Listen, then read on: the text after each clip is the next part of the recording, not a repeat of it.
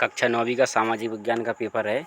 यहाँ पे ओटी दिए हैं और ओटी के क्वेश्चनों के आंसर भी दिए हैं। जैसे फ्रांस की क्रांति कब हुई थी, तो 1789 में हुई थी।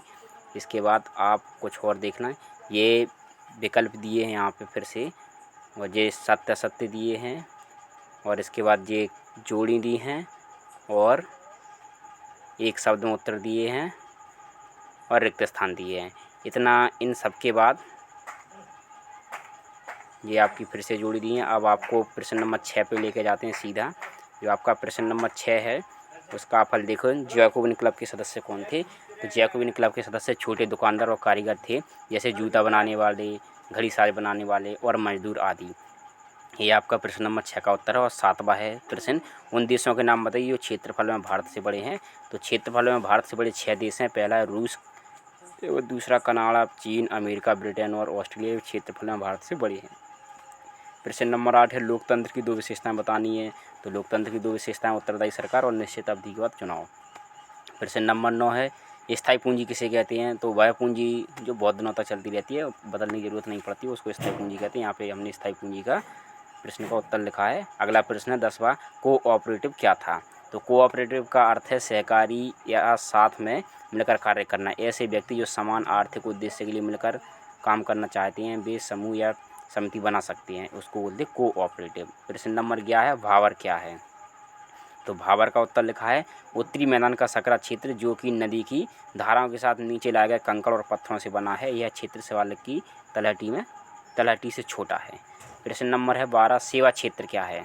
सेवा क्षेत्र है अर्थव्यवस्था का वह क्षेत्र जो सेवा से संबंधित कार्यों में लगा हुआ है, सेवा क्षेत्र कहलाता है। मुख्य शामिल हैं इसमें हवाई परिवहन, कुरियर, सूचना क्षेत्र, बीमा, बैंकिंग, ये सभी इसमें आएगा। लोकतंत्र के प्रमुख दोष क्या हैं ये बताने हैं। तो लोकतंत्र के यहाँ पे 3 दोष लिखे हैं।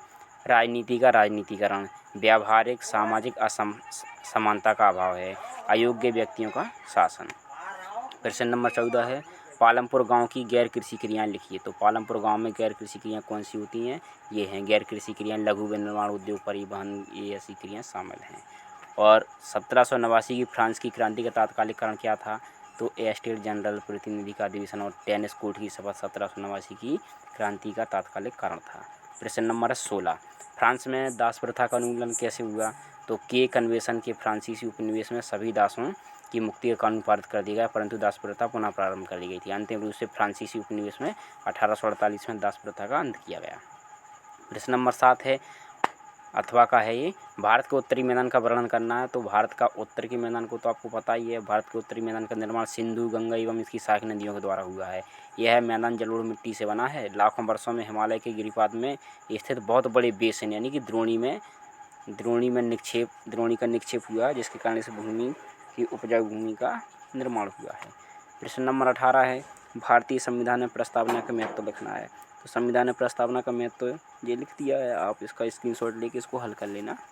इसके बाद 19वां, भौतिक पूंजी और मानवीय पूंजी, 3 अंतर बताने हैं। तो ये भौतिक पूंजी और मानव पूंजी में पहला अंतर है। इसके बाद देखें ये दूसरा अंतर है, दूसरा अंतर भी आप लिख लेना पूरा। उसके बाद ये दूसरा अंतर फिर से दोनों इकट्ठे दे दिए, तीसरा और चौथा अंतर है।